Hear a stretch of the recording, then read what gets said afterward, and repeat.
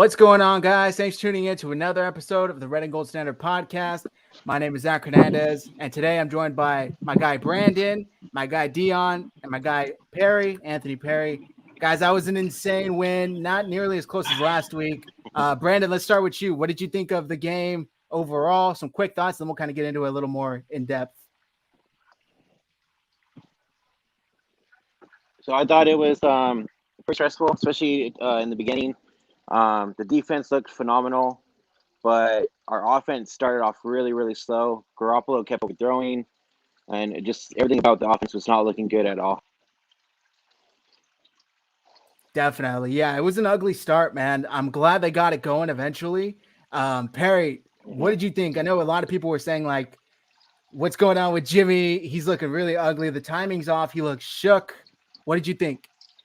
Yeah, I was pretty critical of him on social media today, I will admit. But he got the job done. That's what matters. But, Zach, guys, my biggest highlight today, big sack Bosa is back, baby. 2 sacks today on Jalen Hurts. Had to strip 2 that the Eagles recovered, but man, oh man, was Bosa filthy all afternoon. And that was with him getting held, more than 10 times every other snap.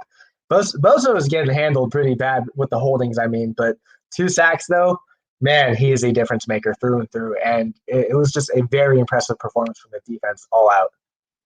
Yeah, 2 sacks and that forced fumble. That was beautiful, beautiful performance from Bosa. Dion, the whole game was like in slow motion, at least for the first half for the Niners. And then right at the end, it seemed like there was that momentum shift.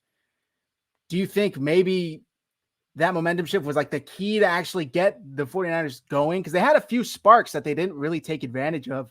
What do you think finally was the catalyst that kind of allowed them to take the lead and take over in this game? Oh, I think you're muted. My man, driving and streaming, that's a bold move. Poor Dion, that's a bold move. Are you able to unmute yourself? Go ahead and try unmuting him. I think you can do that. I can't now. It's saying I can't. Oh. Okay, I think we gotta give Dion the second. All right. Yeah, Dion, I'll text you. Yeah. I thought it was tough, man, because I was even tweeting, and I'm just like, the Niners got a spark here. They should be able to take something and do something with it, and they didn't. They just didn't. So I don't know, man. Jimmy, there were a few passes that sailed on him. He looked shook, but towards the end, he got calm. The second half, he calmed down, kind of took his breath, took a deep breath, and let the game come to him. Like he said last week, the game's kind of coming slower to him. Perry, I'll go back to you on this one. Are the 49ers the most cursed team when it comes to injuries? The entire running back unit was about cursed. Man, yeah, I think we got to get that part of the show out of the way now. The injuries are just no surprise to me at this point. I'm trying to think of who got bumped in Nick. Juszczyk got a little cramp. He was okay. Mitchell had a shoulder. I saw Hasty got hurt. I don't know what was up with that, but I know Hasty got dinged up. Trey Sermon absolutely got popped really bad. The poor dude, man. He took 3 different hits to the head, 1 to the elbow, the helmet to helmet on the side, and then when he landed on the ground and his head just, poor Sermon. But man, our running back room is starting to look like the Ravens now with how thin it is. We ran Trenton Cannon out there, and I was like, I remember him on Madden. He had pretty good speed. He was like 94, 95, but that's all I remembered. And just to see these injuries coming back though to bite, it's just, that's just the way the world works for football, especially for the Niners. But at least there were no pivotal injuries where it's like, okay, this could have been the huge turning point. Dee Ford made it out. Nick Bosa made it out. All the key guys made it through and through. And you could say that's a victory in that part. We hate to see injuries. But even with the injuries to the running backs, they were still able to execute and get the job done. Albeit Jimmy Garoppolo didn't look good, but he didn't look bad either. So he was able to work around everything. And it was game manager Jimmy today, so what could you expect? But hey, a victory is a victory, and we came out of the East Coast trip here okay. We came out okay. Yeah, most definitely. Dion, looks like you got your mic going. What did you think of the game? We wasn't able to get your thoughts on it. I know it was close, wasn't as close as last week. What did you think offensive-wise? It was kind of ugly, but they stepped it up when they needed to. Hey, man, we got it to a 2-0. That's all that really matters. The big issue is I honestly anticipated a little bit of Trey. Jimmy was missing some throws that I definitely didn't like. But from an offensive standpoint, we did what we could, and we made sure that we went ahead and finished out the game the way we were supposed to. And then as far as from a defensive standpoint, we look damn good, man. Holding the team to 11 points, that's what I'm talking about. Giving up 33 and then dropping down to 11, I'll take that. I'll take that any damn day. As far as what you were saying with the curse injuries, oh, my God, when Trey Sermon went down, and then I saw the replay, man, he got doubled. That's painful, man, to get hit once and then get hit twice. Like, it's a lot. But what I will say is defense did their thing. I'm not going to knock them for giving up 11 points. I'm happy with that. Offense, this is the reason why we drafted Trey Lance. There are question marks on when Jimmy throws the ball. Anytime Trey Lance throws to Trey Sherfield, it's a completion. But Jimmy, it is what it is. Yeah, damn. That's well said. It was Jimmy, man. I don't know what it was, but hey, he's undefeated on those QB sneaks, and I love him for that. Listen to Hung Fat. Hit the like button, guys. Hit the subscribe button if you're watching on YouTube. We're trying to get 2,000 subscribers so we can give away a 49ers jersey. If you're watching on Twitter, hit the like and retweet. Follow us there as well. All of our handles are on the screen. Give everybody a follow. Injuries. I know as far as the Eagles, I saw Brandon Graham and the other one, Brandon Brooks, I believe. They both are likely done for the season. It's like an Achilles and a pec injury. I know for sure Graham was out for the season. So it's tough, man. And obviously, like Dion just said, Trey Sermon left with a head injury. Or Perry talked about it too. Got hit 3 times. It was like the worst luck ever. We've been calling for him for 2 weeks. We finally see him. Has a nice run. Somebody tweeted at me. Looks like he was kind of doing a little more than he needed to just to impress coach. And then sure enough, he takes the injury. It's a bummer, man. But we saw Mitchell tough it out with that shoulder injury. Brandon, I'll go back to you on this one. We finally saw Brandon Aiyuk. He had one nice third down catch for a first down. I think he had a punt reception that wasn't much, punt return. But Debo continues to impress. Is Debo the wide receiver 1 for the 49ers? After seeing Debo the past 2 weeks, I'm going to have to say yes. The guy continues to ball out and impress the coaches, us fans, and everybody that is in the 49er organization. I feel like Debo is going to be the true number 1 this season for sure. Yeah, I agree with that one, man. He's really balling out, and I love to see it. That maturity, he's really stepping up, especially when the Niners needed it most. We saw they're saying call Frank Gore. Yeah, I saw a report earlier that he was like considering boxing or something like that. That's insane. Perry, are you concerned with the 49ers running back injuries? If our head coach wasn't Kyle Shanahan and they had Bobby Turner in the wing, I would say, yeah, absolutely. But I think Shanahan has countlessly proved that he can make running backs work. I mean, Alfred Morris in his first season with the Niners was damn near a 1,000-yard running back, I believe, or if not, he was pretty good, or at least when he came in. And the entire running back room he's worked with all throughout his course with the Niners has actually been not too bad. And that's with guys that maybe a few years ago before the Niners became good, I honestly wouldn't really remember at this point. So he's been able to make it work and execute, and that's okay. I don't have a list of the free agents in front of me, so I can't really tell who the Niners could possibly pick up if any of these guys miss time. But the way it works, I just saw it looks like Elijah Mitchell had a stinger, so he should be good to go next week. I didn't see anything about Hasty, so Hasty should be okay. I don't know what they're going to do with Trenton Cannon. I don't know if he's going to be, a third down running back or however they're going to work him. And we still have to see with Trey Sermon. I mean, he went to the locker room. Seems like he was okay, but, I don't know if it's a head injury, a neck injury, whatever it could have been with Sermon. So that's kind of a wait and see thing. But Zach, guys, I am okay with the running back room for the moment, just because of Shanahan and my belief in how he can work those running backs in his system. And it's kind of a blessing with how Shanahan can do that. But at the same time, though, there's a little bit of concern just because whatever new running back is going to come in, you may never know how it's going to turn out. Could be good, could be bad. So we'll have to wait and see. But I'm going to have some cautious optimism for the time being. I think the running back room should be able to float on water. Mitchell and those guys, they're not going to execute or be at the level Nostra would have been had he stayed healthy.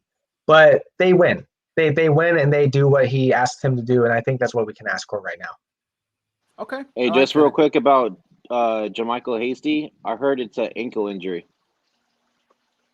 Right, yeah. I don't know how serious it is, but yeah. We'll see. We'll wait up reports. Dion, I'm going to throw it back to you. What was your biggest takeaway from today's win? that Deebo Samuel is the number one receiver. He's always been the number one receiver. I didn't see anything outside of that that would have dictated different. The thing is at the end of the day, when you need to do what Jimmy G is great at, which is dink and dunk, Deebo's the guy to go to. He can do that. If you give Deebo the ball behind the line of scrimmage, he's gonna find a way to make a positive first down. And you know what I'm saying, as far as the running backs go, I agree. I agree with him, man.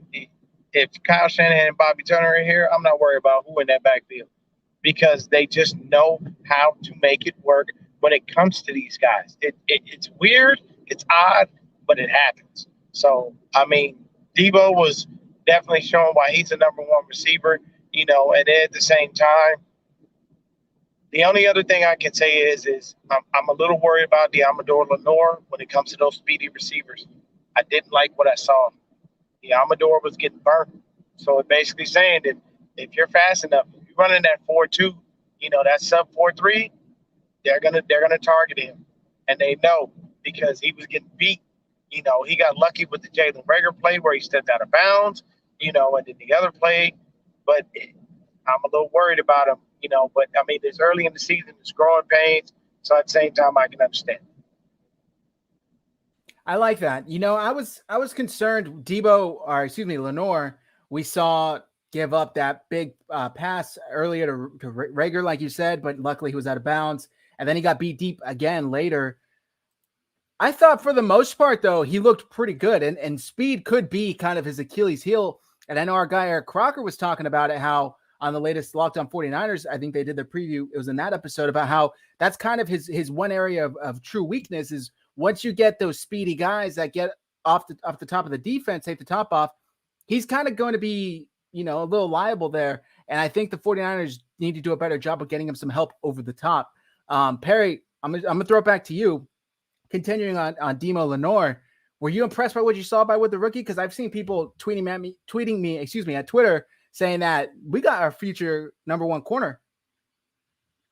I think future number one corner is a bit of a stretch, at least for now, just because he hasn't gone out and intercepted a bunch of balls or really defensed a lot of the balls. But I think he's been executing very well, and that's all you could ask for from a rookie, especially him, who's really just got laid. I think he basically got laid cornerback one because Verrett got hurt. And the Eagles as wide receiver one situation, I guess, is kind of weird because Devontae Smith is a rookie. Reagor has potential, but he's been 50-50. So it's kind of weird. And yeah, I agree with Dion in the sense that Demo struggled a bit with the speed. But on the one he got toasted on, he did stumble. I would have said that had he not stumbled, I think he would have made a better play on the receiver and at least kept up with him because the receiver slowed down to the ball. And that's the thing is Hurts' deep ball tonight was terrible. Hurts could not throw it deep. And when he did, I mean, I felt like it was either busted coverage or a corner just slipped or something. So Hurts honestly wasn't that good. And our guy Matt, he's out moving right now, would always say that Hurts isn't that impressive. And I wasn't too sure about that, but I think I got to agree with him now. Hurts really wasn't that good today. You take away that 91 stats are here. You take away that 91-yard passing play from Hurts, which was kind of fluky. He would have only had, He would have only had 99 passing yards. Only 99 passing yards, yeah, from off of that 91-yard play-action play. So you take that away, Jalen Hurts passed for less than 100 yards. That's crazy. So I got to give the defense the benefit of the doubt. I got to give Lenore the benefit of the doubt. While he did get burned on a couple of plays, you could argue he was very good for the most part. I mean, this is a rookie going up against a first-round receiver, another first-round receiver, and solid tight ends and all the kitchen sink. So I was impressed, Zach. Guys, I was really impressed with Lenore. I like what I see. Cornerback one, maybe not yet. Give him a little bit more time to see how he does against the bigger wide receivers that are more physical, but he is taking huge steps in the right direction. I think the real story is Ambry Thomas being inactive today. That was pretty interesting to say the least. I was very shocked to see him inactive. Yeah, Dion's got a pretty funny face there. Yeah, I agree, man. I agree. And whatever the case may be, Kyle at some point is going to have to answer for this because you continue to take, somewhat high picks. These aren't lower picks, they aren't 6-7 round guys. They're, first half rounds of the picks, and then they're inactive. We don't see Trey Sermon but for one play in the second game. At some point, I think the bill comes due and Kyle's going to have to explain the reasoning behind why these guys aren't playing when they should. I mean, especially when you go by their draft placement. We got some comments here. Our guy Christian saying Lenore let Rager go because he knew it was out of bounds and then tripped on the other one. Yeah, I agree with that. And he pointed on the first pass to Jalen Rager. He kind of pointed at the out of bounds line, kind of saying like, no, he's out. So that was, I thought, good awareness by him. And then he definitely tripped on the second one. Joey says Hurts 10 for 82 and a rushing TD. We lost contained more than I'd like, and he had some casual first downs. This really ticked me off. He was getting whatever he wanted on the ground, whatever it was, first down, especially on that second to last drive where they got the touchdown, the 2-point conversion. He ran up and down the field like no problem. Brandon, what is the issue there? Is this something the Niners need to adjust schematically, or do you think that he's just that athletic to where you're just going to have to live with that? I feel like a lot of it kind of had to do with the refs not calling a lot on the Eagles. So that's one point. Another one was like how we were talking about in the group chat earlier, that there's a lot of jumping off sides and all that good stuff. But yeah, like you could tell like that one play when Jalen Hurts went and ran it down. I can't remember what play it was, but it was when Nick Bosa got pretty pissed off. You could tell by his emotion that he let Jalen Hurts run by. But I mean, I'm not too worried about it just because we have Trey Lance, and I mean they could just. I feel like they could practice more when they need to on those kind of quarterbacks when they do have to face those kind of quarterbacks like Kyler Murray and Jalen Hurts and everybody. But other than that, I mean, I'm not too worried on that like whole play with Jalen Hurts getting a lot of yards on running and everything, because a lot of it did have to do with the refs not calling a lot of calls for the Niners. That's fair.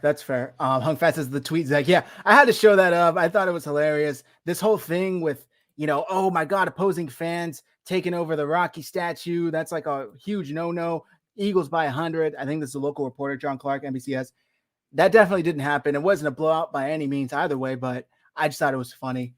Eagles fans had this false sense of confidence after beating up on one of the worst teams in the league last week, the Atlanta Falcons.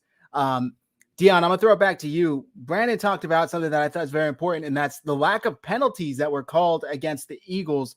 I know statistically speaking, I think it ended up kind of balancing out, but during the game, there were some really important calls that were missed, and some that were called that I think shouldn't have been called, including that illegal crackback block on Mohamed Sanu. Is this an issue you think the NFL needs to address? Oh, you're muted, Dion. I appreciate that, my brother. It's always an issue that the NFL needs to address. Here's the number one thing. We become a cupcake league. Everybody knows that. Everybody understands that. If you've been watching football, I've been watching football since 1985. Okay, that's when I started watching football. From 85 all the way to now, yeah, bro, the game then got a lot softer. So you have to think about it, man. At the end of the day, last week, how many times Bosa get held? Was Bosa not had a picture where both of his arms were being held like this? Did we not see that picture? So how many times did we miss a call last week? How many times did we miss a call this week? But you can call the most ticky-tack fouls on Josh Norman for BS calls.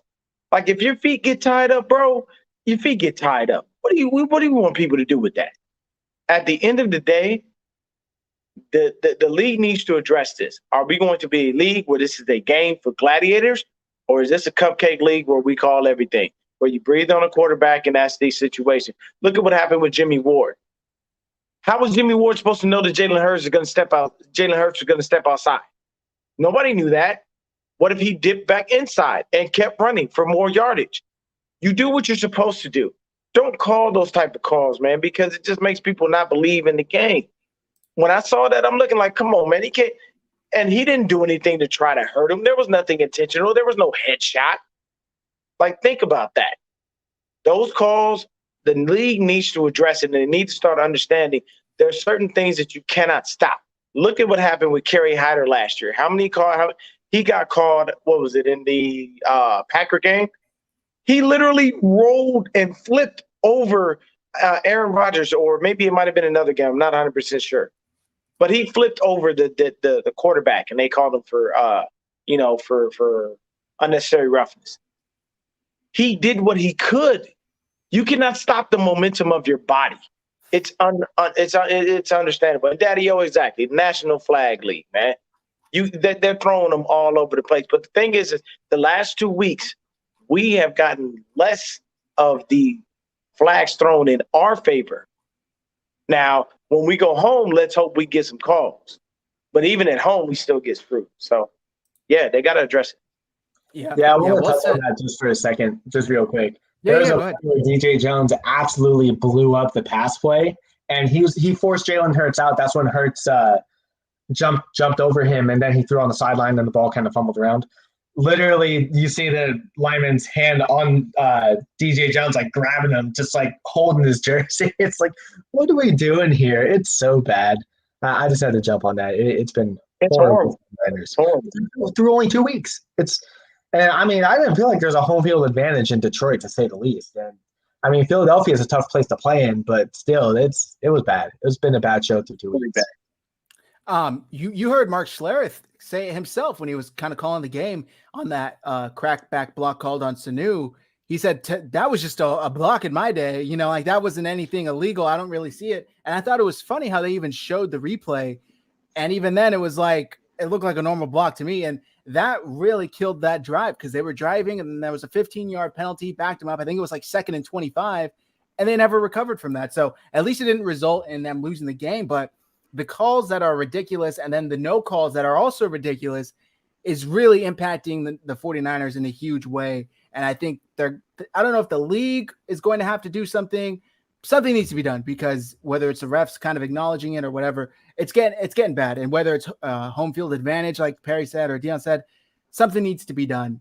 The league won't do anything. And I'll say this right now, and I'll keep it a buck. They're not going to do anything. The issue is what they're going to mask these mess ups and screw ups as is player safety. But you added a 17th game in a gladiator sport where you're sacrificing your body on a week-to-week basis. But it's all about player safety.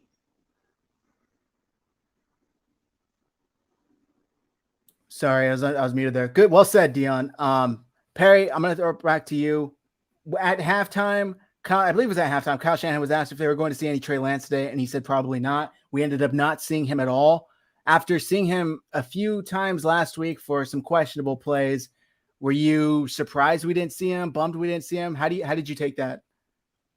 I mean, you know me. I was so big on Trey Lance throughout the whole draft process and even before it. So being part of the Trey Lance Hive, I was just like, man, not seeing him sucks.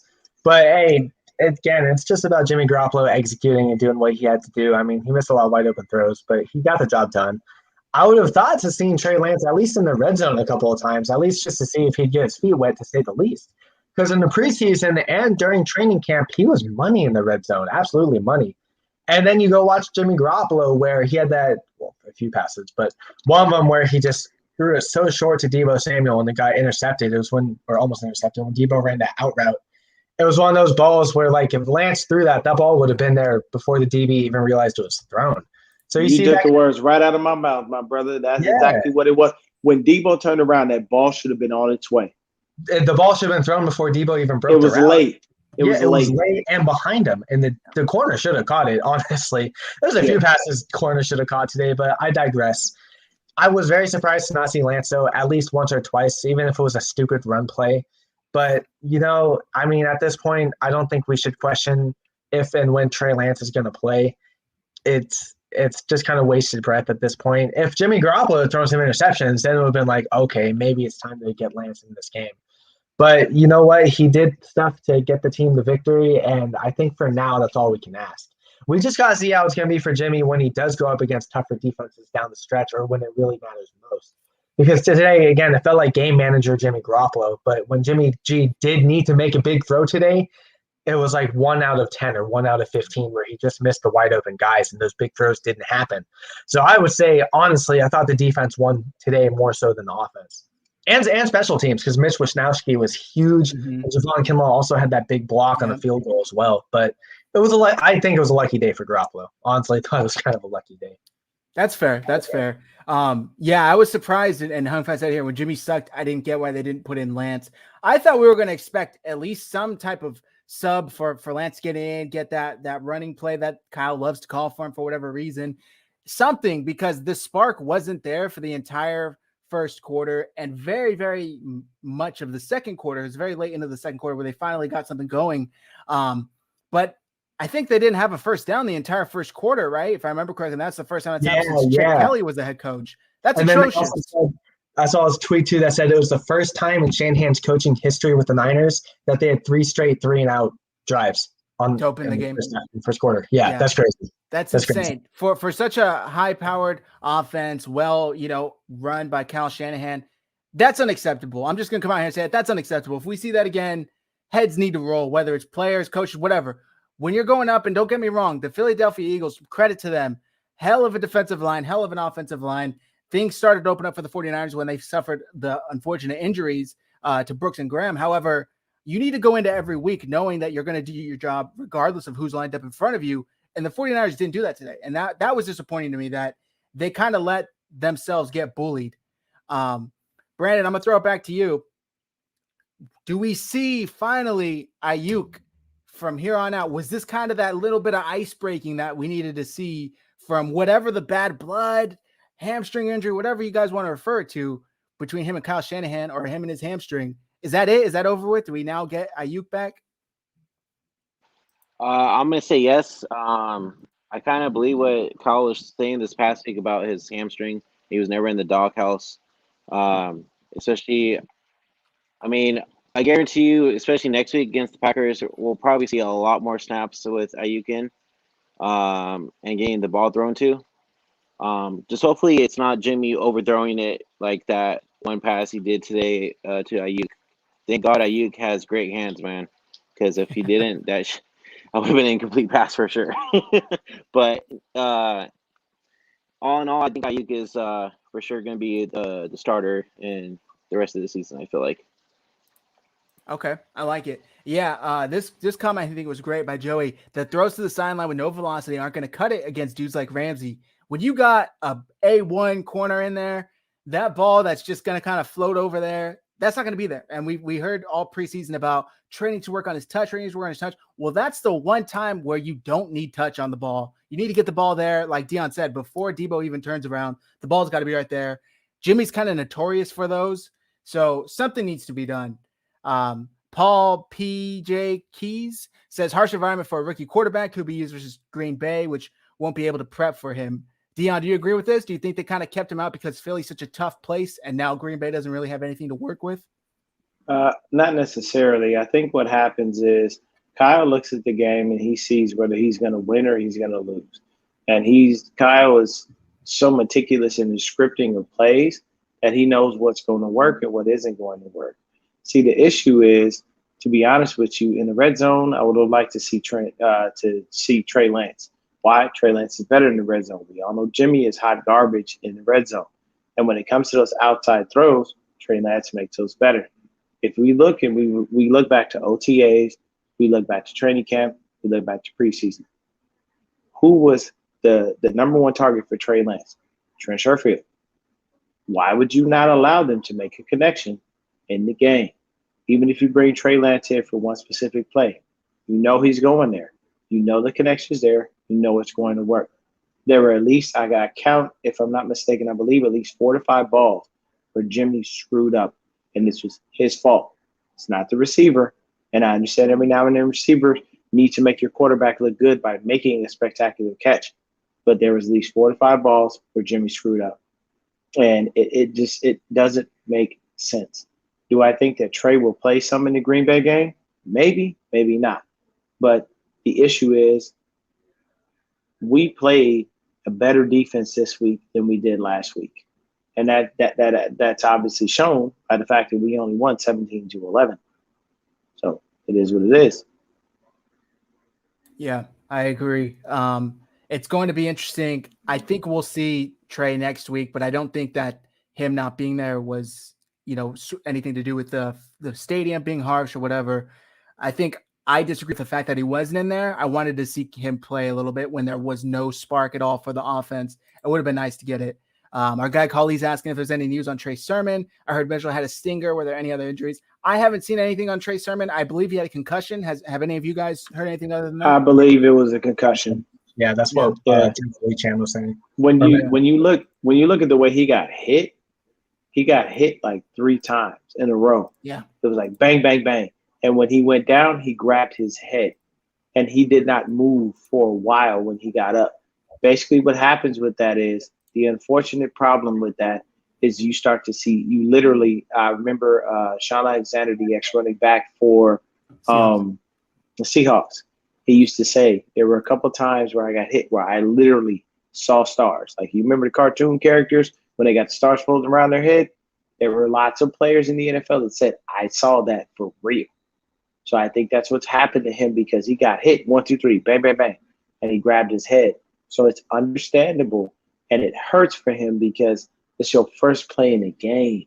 And next thing you know, you get a damn concussion. Like you're pissed because it happened. You're not pissed at yourself. You're mad because of the situation, not what you did. He got us the first down.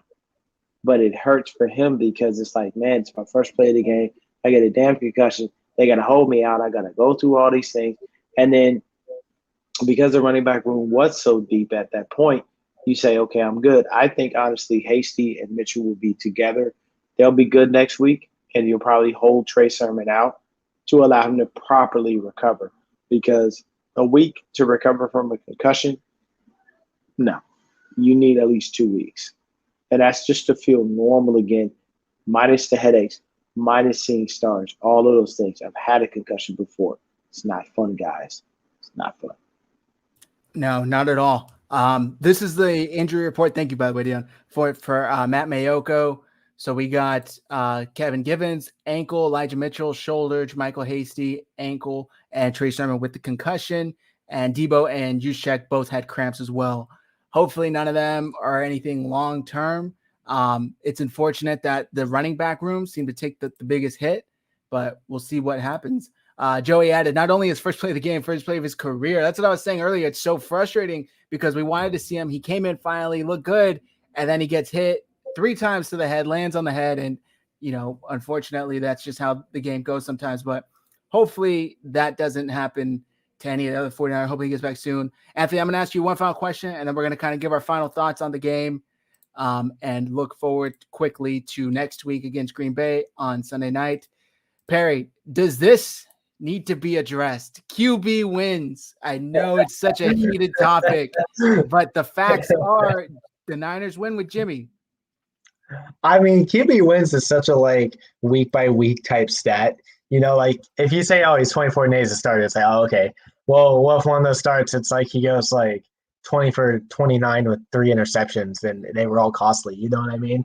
It's QB wins is such a fluky stat, and I hate the argument because it's so I get he wins, but at the same time, it's how much does he really win?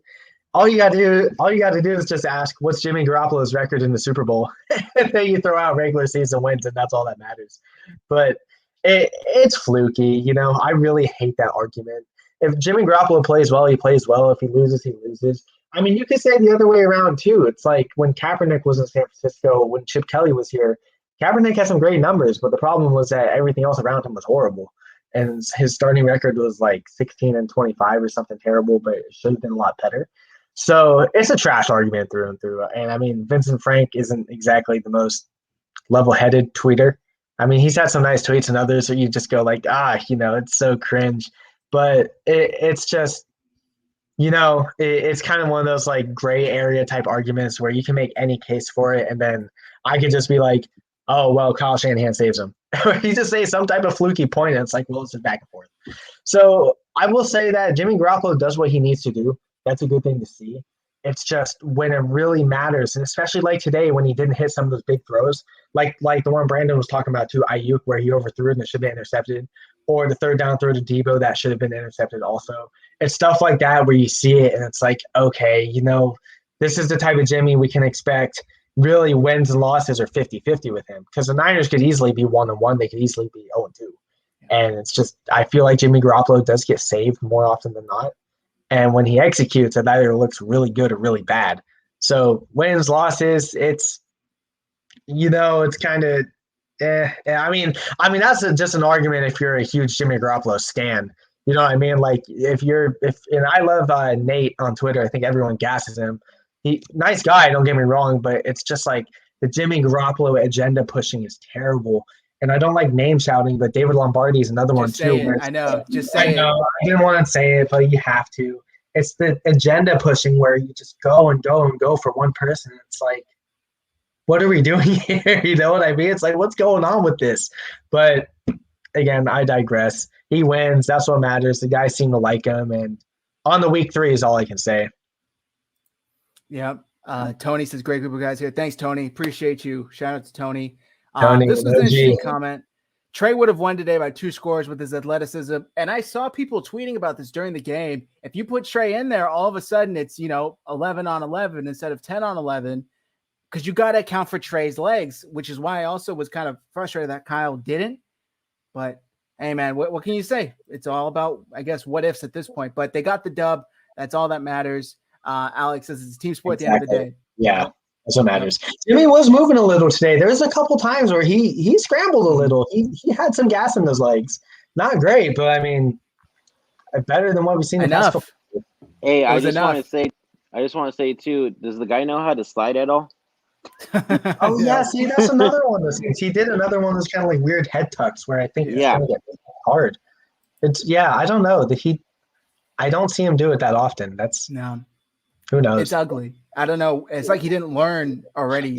Lance was the same way too, even in the preseason. He never really slid. He kind of did the weird like jump and fall forward type thing. But the difference with Lance, though, if you look at his North Dakota State tape, the reason that Lance doesn't slide because he's too busy trying to run you over. You got to remember, Jimmy doesn't have that. Jimmy needs to learn how to slide. And I'm gonna tell you right now. Here's the thing, and I know this is a Niners podcast, but I'm gonna show Jalen Hurts some love. You know what Jalen Hurts did? He did what every head coach in the league wants you to do: get the damn first down and get your ass out of bounds. Yep. He did that. If you look at every one of Jalen Hurts' runs, outside of maybe I think 1 or 2, he got the first down, he got out of bounds. He doesn't want to try to take more than he's given.